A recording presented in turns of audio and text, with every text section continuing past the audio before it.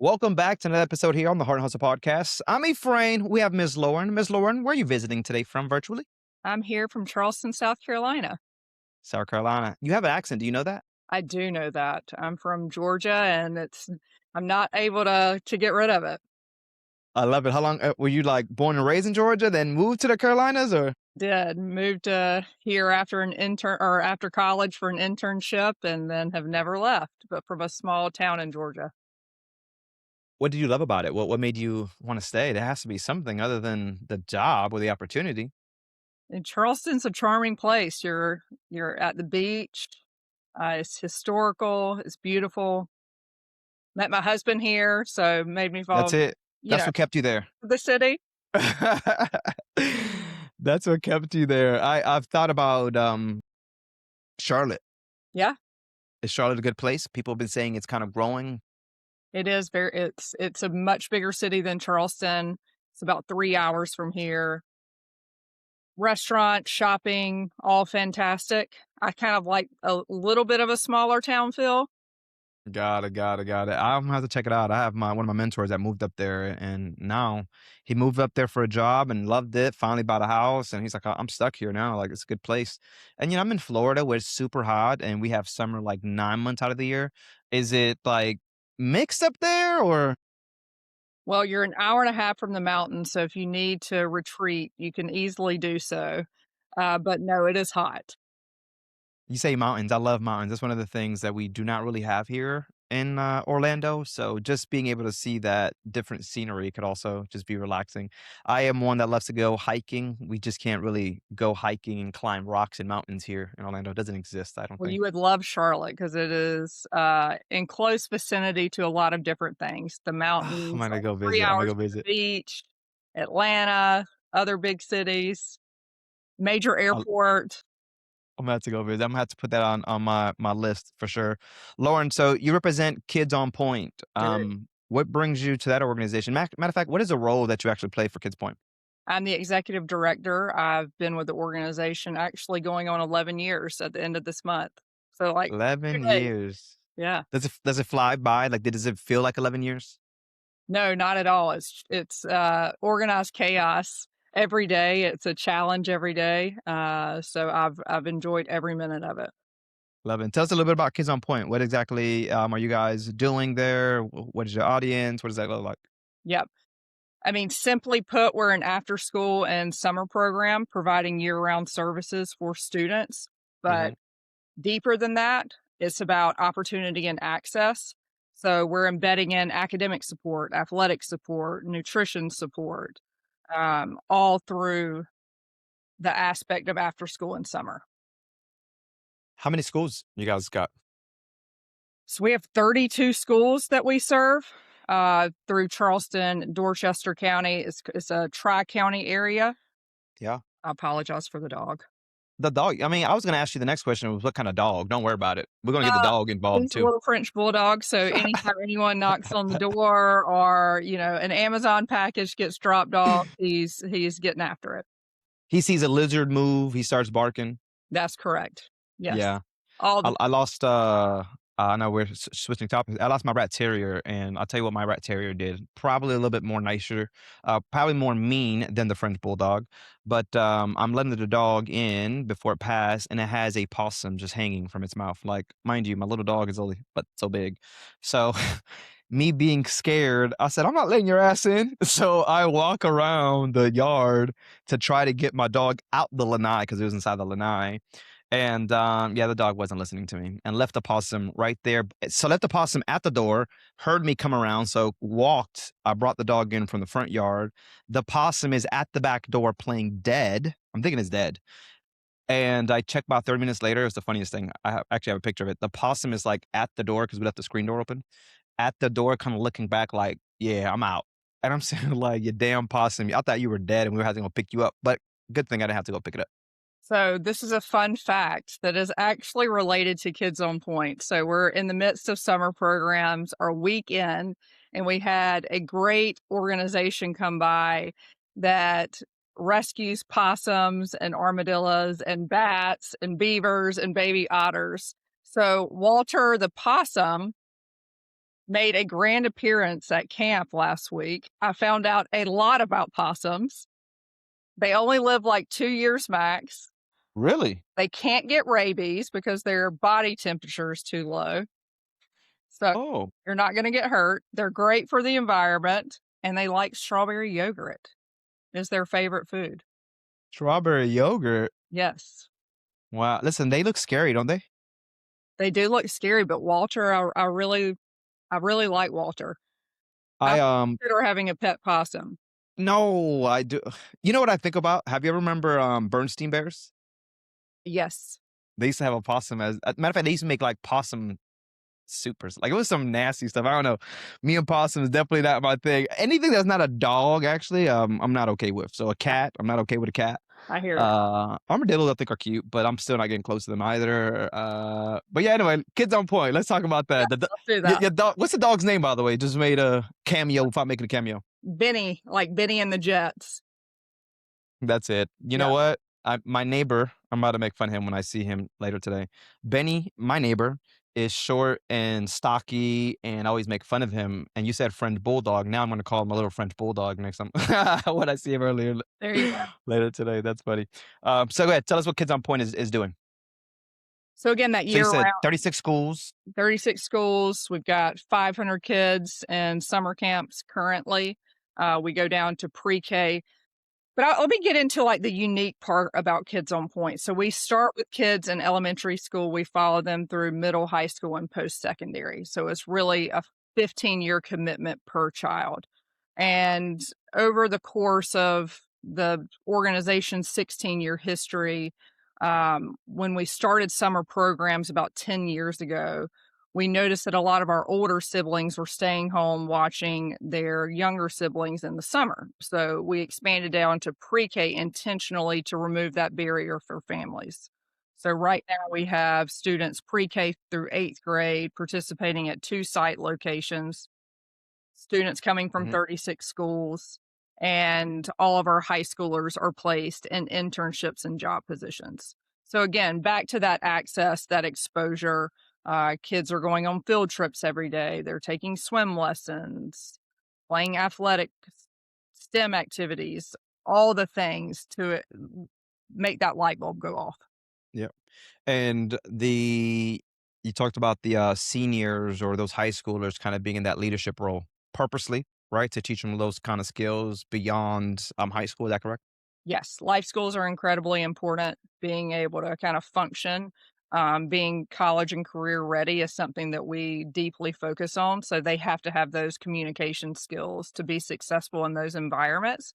And we want to start embedding those things in early to all the aspects of programming. No, I love that. I mean, leadership is so important, and sometimes kids don't even know that they have it. So when you get able to tap into that, definitely kind of helps out. I didn't know. I'll tell you, I didn't know I had leadership skills. And at 19 years old, someone says you could run a store, and I'm like, me? And that's the first time I realized I had leadership skills because someone told me that I did, and definitely needed to be worked on. I wasn't who I am today, but also never thought I'll be running a store. I never thought I'd be leading people. So sometimes it's cool to tap in really, really early because they just have now such a bigger world out there for them, when they realize what they have at that leadership perspective. It's pretty cool. And you said, is this only summer or are you guys doing We do after during school school as as well? well. Yep. After So school, that's what it was year after round school. programming. So after school, what does it look like after school for these students? Is it very similar to what you guys are doing this summer or? Yep. I mean, to provide that opportunity and access, we're primarily working with underserved populations. So, what are those barriers to entry? Transportation is one of those main barriers to entry. Nutrition is one of those main barriers to entry. So, we're busing the kids in. We're also a bus stop for the local school district. But those other students that are coming from charter schools or potentially homeschooled or whatever it may be, we're busing those students in so they have access to the program. Nutrition wise, we're providing meals and snacks every day. But what a day in the life looks like is they're coming on site, they're working on homework, they're working on enrichment activities. We intentionally break programming into 6-week blocks for goal setting. We also bring in different partners that are providing, whether that's cooking, STEM, arts integration, different athletic activities that they're embedded in within that 6 weeks. And then the next 6 weeks is something different. To have students for that long, within the Mhm. 15 years, you really you have to spice things up. It can't be the same thing day in and Yeah. out because retention's such a big piece of what we do, and it looks different for every age group. So elementary is really those foundational skills, Yeah. middle school, a lot about exploration, and then high school, what is that path in life? What brought you to this organization? Why would you? Because this is not a space, one, that I often hear people do, but I can imagine there's a reason that not only brought you here, but kept you here 11 years. What's the why behind it? Thought I wanted to go to med school, was a public health major, really loved the preventative aspects of the public health field. I moved here for an internship at a HIV/AIDS clinic and just fell in love with the outreach aspect of things. And similar to you, ended up meeting an individual who brought me on to Kids on Point. He said, he knew that the kids were the selling point, and Yeah. he said, "Go in and meet the kids," and I fell in love with it. I fell in love with the consistency. Personally, I think to, like, solve big systematic issues, you have to have that Yeah. consistency, and, I've been here since then, and he was a great mentor to me. He still is a great mentor to me. That Love belief it. that you can do something before you even know that you can do it, similar to your story, it really changed me. Okay, okay. I love that you said you had this mentor and he's still around. What was a mentor pouring into you? What are some of the things you remember? He poured a lot of patience into me initially. Yeah. He never, kinda came in and said I was doing the right or the wrong thing. He would listen, he would challenge, and then he would support me every step of the way. And, I think I met with him very early on, like, probably once every week. He was always available for phone calls, and he really gave me that autonomy to develop my specific leadership style, Yeah. and I will be forever grateful for Love it. what he poured into You me. You lead me into my next Yeah. question. Your leadership style, what are you now pouring into others other than patience? Because I do agree. I think patience is key. I was just telling actually I moved my editor to a lead editor role and he's like, I've never been like a leader, right? Like I hope that I'm doing good. And really what I told him, I said, just be authentically you. Like I gave you the opportunity because I knew who you are. And as long as you don't change that, you'll be good. But listen, you also got to remember to listen because sometimes people just want you to, listen, not always respond. And remember that everyone's the same. I mean, everyone's not the same, right? So everyone's going to be a little bit different. What are you saying to leaders as you're kind of molding them into the next generation of people to take over? I think it shifts, as you develop within the organization. I mean, early on, there were 2 staff members. One of those was part-time, and so you're kind of the chef and the bottle washer. You're doing everything. You're driving the van, you're Okay. designing programs, Yeah. like, all the pieces, you're just so deep in it. And then as the organization starts growing, you start hiring more staff. I think for me, it's always, you know, be adaptable, be flexible, make sure that number one priority for us is that we're showing up for the kids and that we're doing it really well. If we're not, I'm always encouraging the team. There's always ways we can improve. When we start getting static and saying, "Oh, we're just doing this perfectly," Yep. it's time for us to leave Yep. our positions Yeah. Don't because get too comfortable. no, not at all. There's always ways that I can improve. Everyone on my team have aspects that they can improve, and programmatically, things shift. I mean, we also saw that in COVID. I mean, we all Yeah. had to pivot completely 100%. during that time period, and we were really dependent on the kids and the families to share with us what they want to see from programs. So, I mean, where it started 16 years ago and where it is now is completely different. So, I think that leadership styles evolve. Do I know you mentioned so we mentioned like after school, you mentioned summer, and how are you guys working with those that may are not part of your school systems that you're already a part of? Like, if someone wanted to find more information and they just went to a website or the QR code, like, how does people find out more about this information if they're not within the schools? Absolutely. I mean, we're on the ground. We're developing relationships with students and families. We have a lot of sibling pairs. We have a lot of cousins. And for us, it's about that trust. And so, word of mouth has been really good to us over the years. We're also developing relationships with principals and guidance counselors who refer kids in. But we're also out in the community and we're spreading the word about Kids on Point. We want students to have access to it. We have pretty extensive wait lists that we're trying to resolve right now to provide more opportunities for students. But you have to get on the ground. Like, people aren't going to seek you out. There's a lot going on. And so you have to get on the ground. You have to show them what you're all about. And then you have to continue showing up. Yep. Consistency, huh? Yep. Consistency. Uh, I love it. I mean, those are true leadership skills that we're talking about here. The patience, the consistency, the multiple hats. Yep. And we're really talking. You mentioned that when you started, there was two people, one part time, and I'm guessing one full time. Where do you guys sit today? Is it a little bigger than what you started, or There's 10 of us.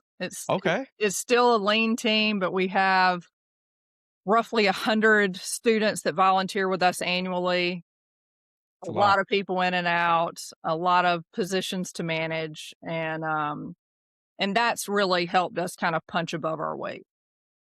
What is the roadblock? You mentioned the wait list. What is stopping? And that's which is a good problem, right? To have those people waiting. But what stops them from entering the program? We're at facility capacity. Needing a bigger building or another building. Yes. So we're in raising money time that I We can are only at imagine. raising money time. Yes, we are. What a problem to have, huh? Like, we're too big. We need to raise more. It's a good problem. I mean, how long have you guys been raising money? And for those that may want to, who knows who's listening? What is the goal, right? And how long have we already been raising? So it's a $15 million goal, and we launched it about a month ago. Oh, so we're early on. So okay, We're very yeah. early on, so I'm Yeah. learning all the things. Oh, Jesus, I have an event coming up, and I think my ask is very small, but we're trying to hit $50,000.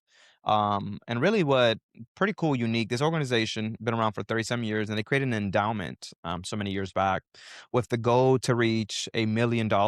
And with that $1 million, when they reach it, now the organization could actually, it's a completely volunteer based organization, would actually have $50,000 to operate on a yearly basis, plus whatever else they raise. But knowing that we're so close to that million, I think they're like at, when I took over, 607,000.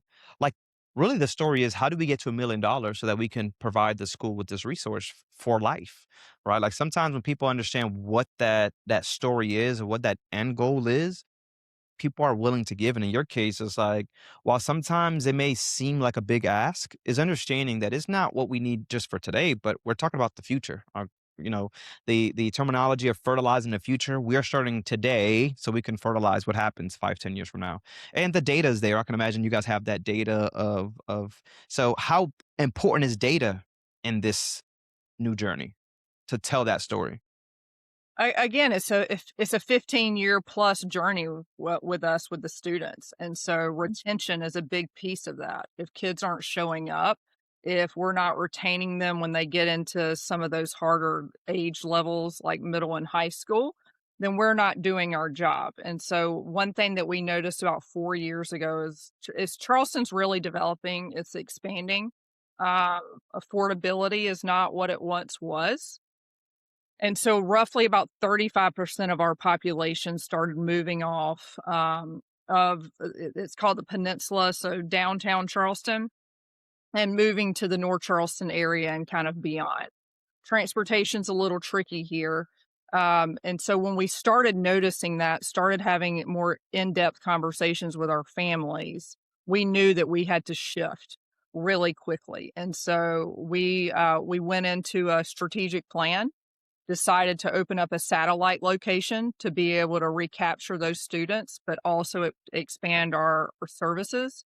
And that's ultimately where we'll end up building the building to serve more Love students. it. Yep. Love it. What is the budget that you guys operate now on a yearly? Is it We're teetering at about 2 million. We're at about 1.7. Not bad, Lauren. I can only imagine from where you started, it wasn't that. This is a pretty exciting time for you, I can imagine, because there is you've seen the growth, and now you know where else we need to grow.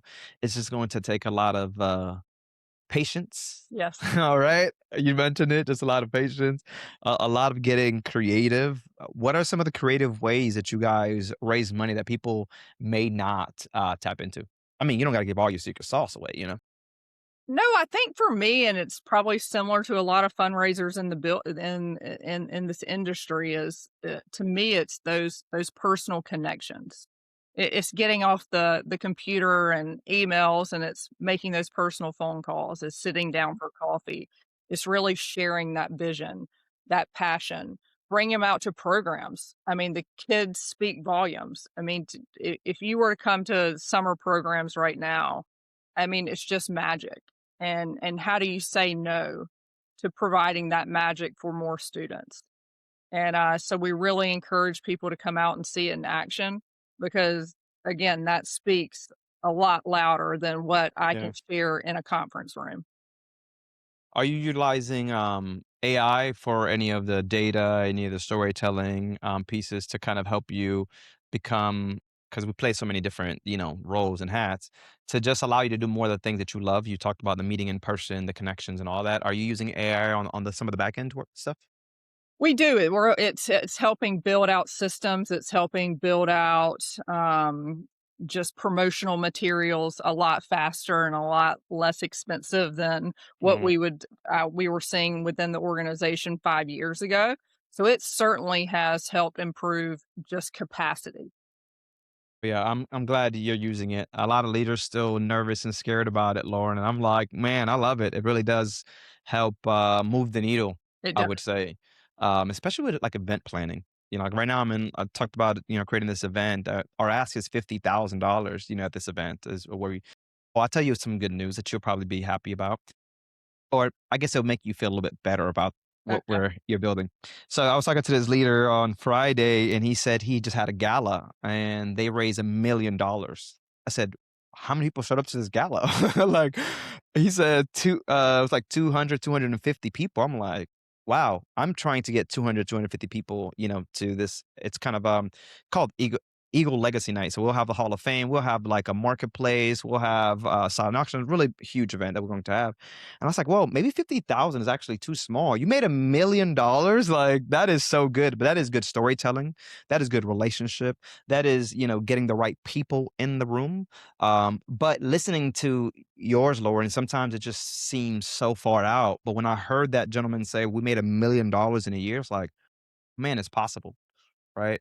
So, Lauren, I believe that you probably have a plan to do it in so many years, but I think it comes even sooner, So let's, cross our fingers that it happens, Just Lauren. manifesting all the things. Yes, yes, Lauren. I'm listening Uh, to all the inspiration about manifesting.